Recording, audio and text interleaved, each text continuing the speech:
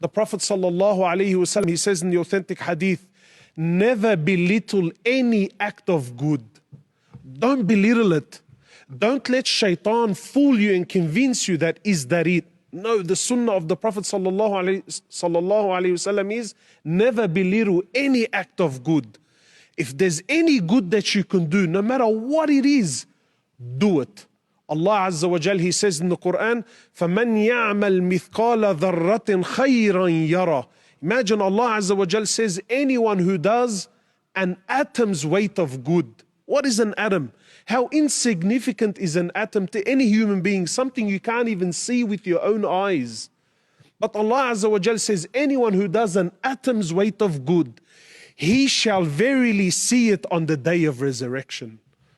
So my brothers and sisters, there are numerous ways of doing good. Jump on them. Take every single opportunity that you can. The Prophet ﷺ, he says, even meeting your brother with a cheerful face, meeting someone with a smile on your face, that's a sadaqah, that's an act of charity. That's a means that Allah Azza wa Jal can reward you with good. Anything. Wallah, it doesn't have to be dramatic. You know, sometimes we think that, look, if I can't give $10,000 in charity, well, therefore I shouldn't give any charity whatsoever. Why? How do you know? How do you know? By Allah, that one good deed could be the difference between Jannah and Jahannam. That one good deed. The Prophet ﷺ, he says that Allah loves the small action that's consistent. Allah loves this more than the large action, but it was a one-off. No, that consistency, even if it's small, Allah Azza wa Jal, He loves it. Any act of good, do it. Don't waste time. Wallah, my brothers, this is shaitan at his absolute best when he makes you feel insignificant, that whatever good you were going to do, that really in the scheme of things, what's it going to really change? No, is it good? Yes, then do it.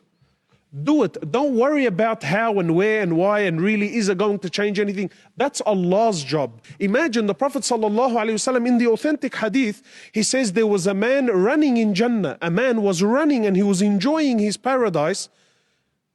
And guess what made him enter? He saw that a branch from a tree was coming out and that it was in the way of the Muslims. It was in the way of the walkway. So the man decided, he said to himself, I can see that this branch has become an inconvenience. It's become a nuisance for the Muslims. So I shall remove it to make things easier for the Muslims. That was the very action that made this man run around in his Jannah and enjoy his Jannah. From what did he do? Wallah, in the scheme of things, he removed a branch. The Prophet ﷺ, he says, the good and the bad deeds of my ummah was presented to me. He said, and I found that removing a harmful object from the road was put in their good deeds.